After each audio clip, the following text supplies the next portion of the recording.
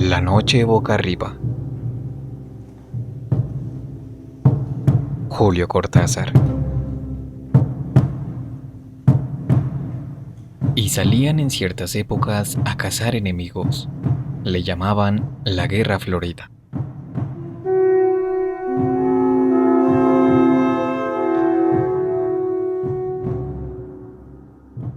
A mitad del largo zaguán del hotel pensó que debía ser tarde, y se apuró a salir a la calle y sacar la motocicleta del rincón donde el portero de al lado le permitía guardarla. En la joyería de la esquina vio que eran las 9:10. Llegaría con tiempo sobrado a donde iba. El sol se filtraba entre los altos edificios del centro, y él, porque para sí mismo, para ir pensando, no tenía nombre, montó en la máquina saboreando el paseo. La moto ronroneaba entre sus piernas y un viento fresco le chicoteaba los pantalones. Dejó pasar los ministerios, el rosa, el blanco, y la serie de comercios con brillantes vitrinas de la calle central. Ahora entraba en la parte más agradable del trayecto, el verdadero paseo.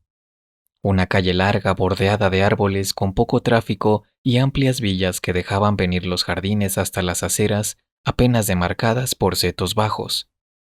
Quizá algo distraído, pero corriendo por la derecha como correspondía, se dejó llevar por la tersura, por la leve crispación de ese día apenas empezado.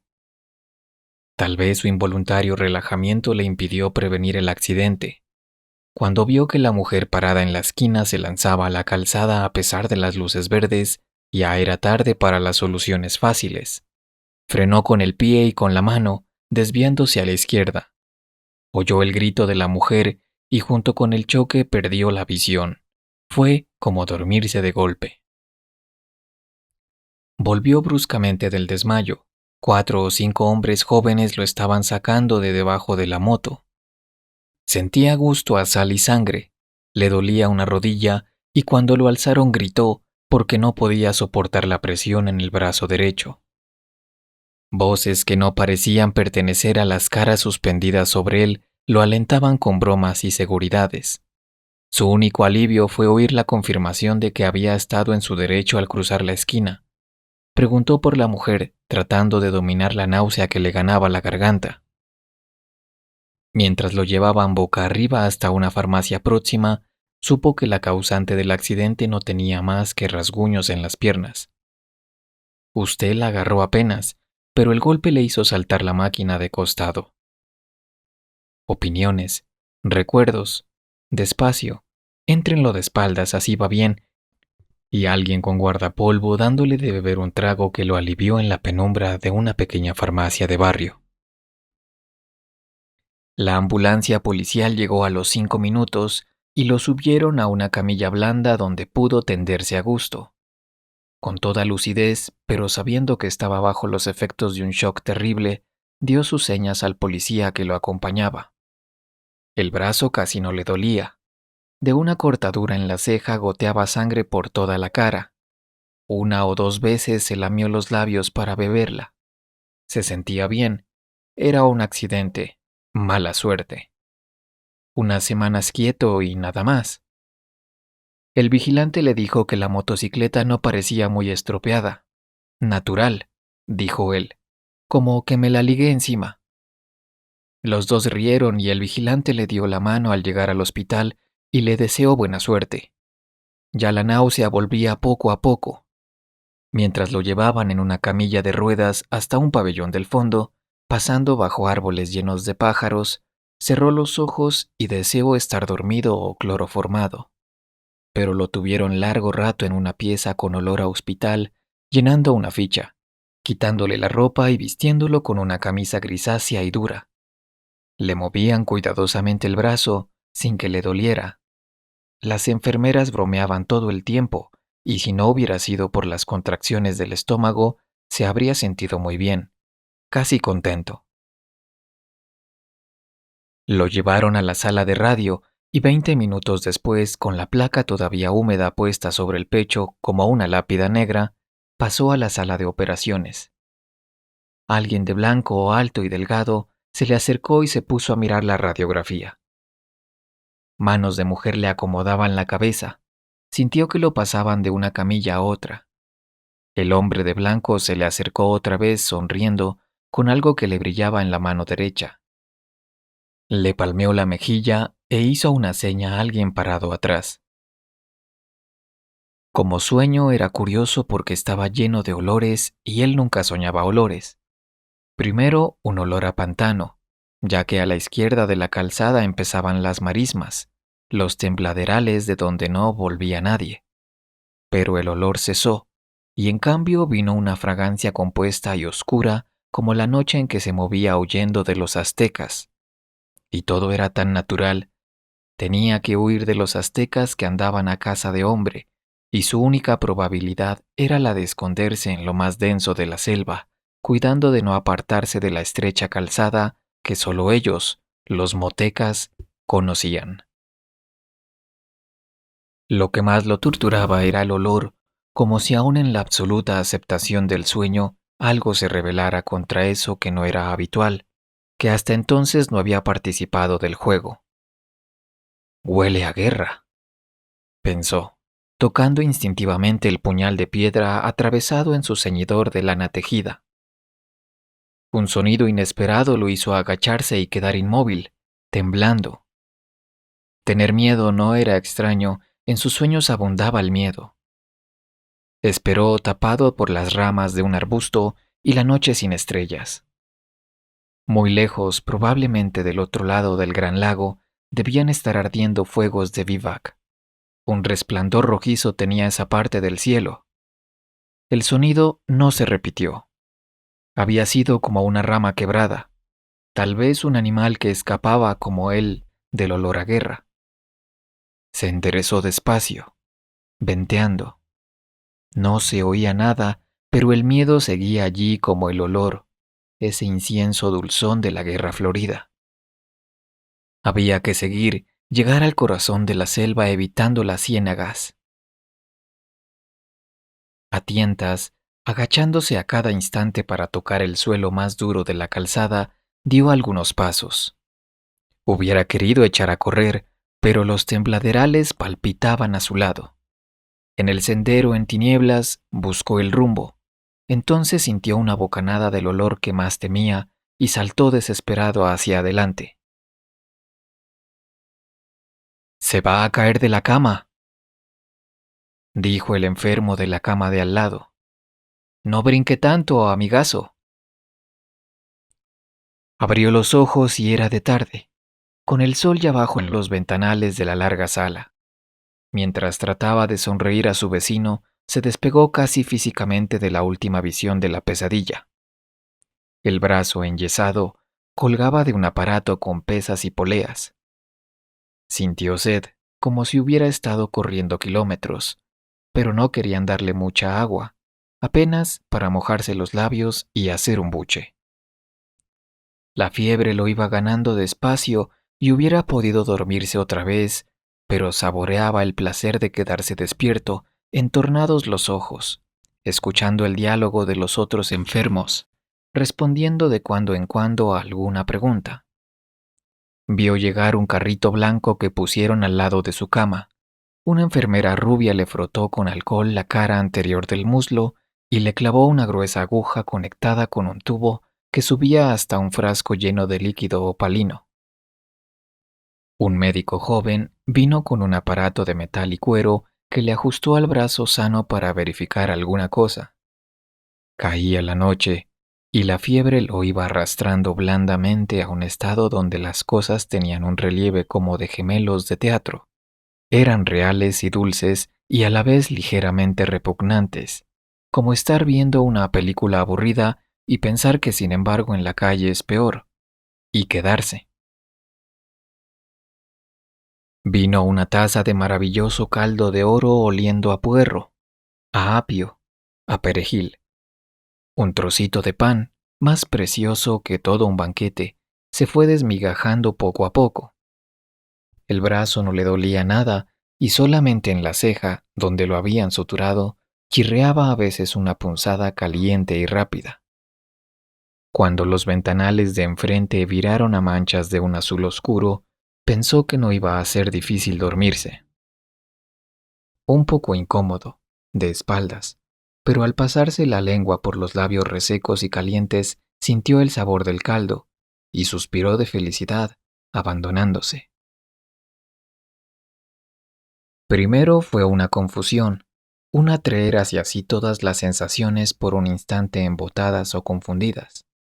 Comprendía que estaba corriendo en plena oscuridad, aunque arriba el cielo cruzado de copas de árboles era menos negro que el resto. La calzada, pensó. Me salí de la calzada. Sus pies se hundían en un colchón de hojas y barro, y ya no podía dar un paso sin que las ramas de los arbustos le azotaran el torso y las piernas. Jadeante, sabiéndose acorralado a pesar de la oscuridad y el silencio, se agachó para escuchar. Tal vez la calzada estaba cerca, con la primera luz del día iba a verla otra vez. Nada podía ayudarlo ahora a encontrarla. La mano que sin saberlo él aferraba el mango del puñal subió como un escorpión de los pantanos hasta su cuello, donde colgaba el amuleto protector. Moviendo apenas los labios musitó la plegaria del maíz que trae las lunas felices y la súplica a la muy alta, a la dispensadora de los bienes motecas. Pero sentía al mismo tiempo que los tobillos se le estaban hundiendo despacio en el barro y la espera en la oscuridad del chaparral desconocido se le hacía insoportable. La guerra florida había empezado con la luna y llevaba ya 3 días y 3 noches. Si conseguía refugiarse en lo profundo de la selva, abandonando la calzada más allá de la región de las ciénegas, quizá los guerreros no le siguieran el rastro. Pensó en la cantidad de prisioneros que ya habrían hecho, pero la cantidad no contaba, sino el tiempo sagrado. La caza continuaría hasta que los sacerdotes dieran la señal del regreso. Todo tenía su número y su fin, y él estaba dentro del tiempo sagrado, del otro lado de los cazadores. Oyó los gritos y se enderezó de un salto, puñal en mano. Como si el cielo se incendiara en el horizonte, vio antorchas moviéndose entre las ramas, muy cerca. El olor a guerra era insoportable, y cuando el primer enemigo le saltó al cuello, casi sintió placer en hundirle la hoja de piedra en pleno pecho. Ya lo rodeaban las luces y los gritos alegres. Alcanzó a cortar el aire 1 o 2 veces, y entonces una soga lo atrapó desde atrás. Es la fiebre, dijo el de la cama de al lado. A mí me pasaba igual cuando me operé del duodeno. Tome agua y va a ver que duerme bien. Al lado de la noche de donde volvía, la penumbra tibia de la sala le pareció deliciosa. Una lámpara violeta velaba en lo alto de la pared del fondo como un ojo protector. Se oía toser, respirar fuerte, a veces un diálogo en voz baja. Todo era grato y seguro, sin acoso, sin... Pero no quería seguir pensando en la pesadilla. Había tantas cosas en que entretenerse. Se puso a mirar el yeso del brazo, las poleas que tan cómodamente se lo sostenían en el aire. Le habían puesto una botella de agua mineral en la mesa de noche. Bebió del gollete, golosamente. Distinguía ahora las formas de la sala, las 30 camas, los armarios con vitrinas. Ya no debía tener tanta fiebre, sentía fresca la cara. La ceja le dolía apenas, como un recuerdo. Se vio otra vez saliendo del hotel, sacando la moto. ¿Quién hubiera pensado que la cosa iba a acabar así? Trataba de fijar el momento del accidente y le dio rabia advertir que había ahí como un hueco, un vacío que no alcanzaba a rellenar. Entre el choque y el momento en que lo habían levantado del suelo, un desmayo o lo que fuera no lo dejaba ver nada. Y al mismo tiempo tenía la sensación de que ese hueco, esa nada, había durado una eternidad. No, ni siquiera tiempo, más bien como si en ese hueco él hubiera pasado a través de algo o recorrido distancias inmensas. El choque, el golpe brutal contra el pavimento. De todas maneras, al salir del pozo negro, había sentido casi un alivio mientras los hombres lo alzaban del suelo. Con el dolor del brazo roto, la sangre de la ceja partida, la contusión en la rodilla. Con todo eso, un alivio al volver al día y sentirse sostenido y auxiliado. Y era raro. Le preguntaría alguna vez al médico de la oficina. Ahora volvía a ganarlo el sueño, a tirarlo despacio hacia abajo. La almohada era tan blanda y en su garganta afiebrada la frescura del agua mineral. Quizá pudiera descansar de veras, sin las malditas pesadillas. La luz violeta de la lámpara en lo alto se iba apagando poco a poco. Como dormía de espaldas, no lo sorprendió la posición en que volvía a reconocerse, pero en cambio el olor a humedad, a piedra resumante de filtraciones, le cerró la garganta y lo obligó a comprender. Inútil abrir los ojos y mirar en todas direcciones. Lo envolvía una oscuridad absoluta. Quiso enderezarse y sintió las sogas en las muñecas y los tobillos.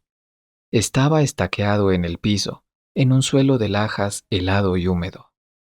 El frío le ganaba la espalda desnuda, las piernas. Con el mentón buscó torpemente el contacto con su amuleto y supo que se lo habían arrancado. Ahora estaba perdido. Ninguna plegaria podía salvarlo del final. Lejanamente, como filtrándose entre las piedras del calabozo, oyó los atabales de la fiesta. Lo habían traído al Teocalli. Estaba en las mazmorras del templo a la espera de su turno. Oyó gritar, un grito ronco que rebotaba en las paredes, otro grito acabando en un quejido. Era él que gritaba en las tinieblas, gritaba porque estaba vivo. Todo su cuerpo se defendía con el grito de lo que iba a venir, del final inevitable. Pensó en sus compañeros que llenarían otras mazmorras y en los que ascendían ya los peldaños del sacrificio. Gritó de nuevo sofocadamente. Casi no podía abrir la boca. Tenía las mandíbulas agarrotadas y a la vez como si fueran de goma y se abrieran lentamente, con un esfuerzo interminable. El chirriar de los cerrojos lo sacudió como un látigo. Convulso, retorciéndose, luchó por zafarse de las cuerdas que se le hundían en la carne. Su brazo derecho, el más fuerte, tiraba hasta que el dolor se hizo intolerable y hubo que ceder.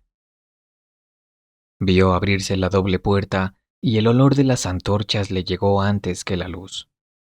Apenas ceñidos con el taparrabos de la ceremonia, los acólitos de los sacerdotes se le acercaron mirándolo con desprecio. Las luces se reflejaban en los torsos sudados, en el pelo negro lleno de plumas. Se dieron las sogas y en su lugar lo aferraron manos calientes, duras como el bronce. Se sintió alzado, siempre boca arriba, tironeado por los 4 acólitos que lo llevaban por el pasadizo. Los portadores de antorchas iban adelante, alumbrando vagamente el corredor de paredes mojadas y techo tan bajo que los acólitos debían agachar la cabeza. Ahora lo llevaban, lo llevaban. Era el final. Boca arriba, a 1 metro del techo de roca viva que por momentos se iluminaba con un reflejo de antorcha. Cuando en vez del techo nacieran las estrellas y se alzara ante él la escalinata incendiada de gritos y danzas, sería el fin. El pasadizo no acababa nunca, pero ya iba a acabar. De repente, olería el aire libre lleno de estrellas, pero todavía no. Andaban llevándolo sin fin en la penumbra roja, tironeándolo brutalmente. Y él no quería. Pero ¿cómo impedirlo si le habían arrancado el amuleto que era su verdadero corazón, el centro de la vida?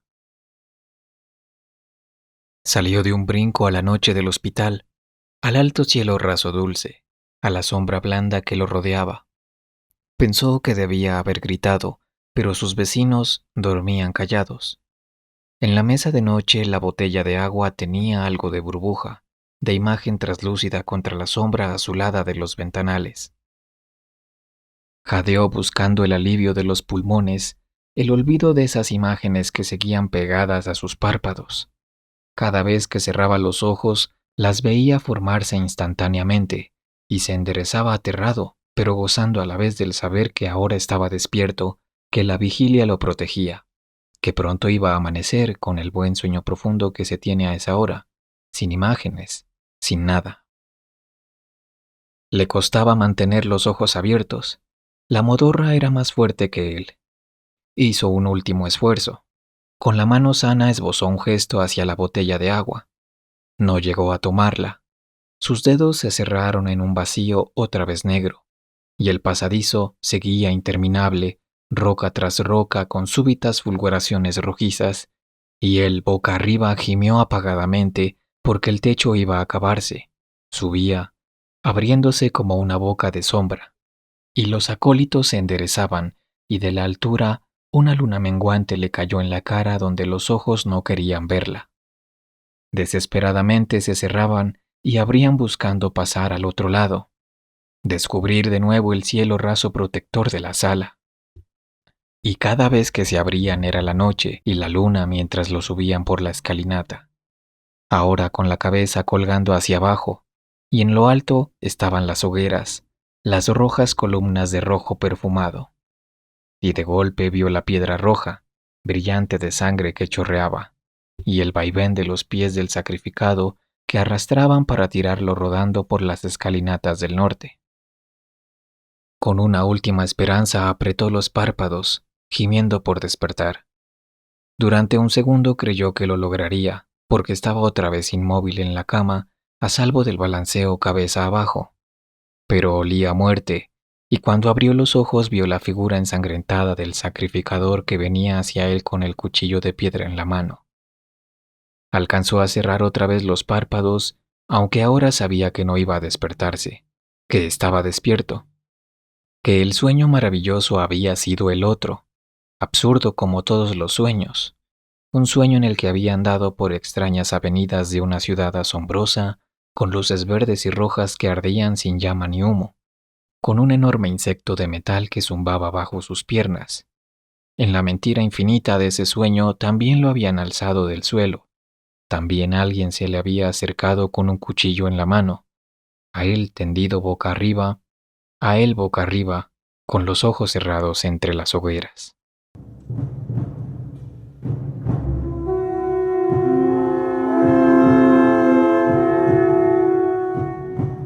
Final del juego, 1956.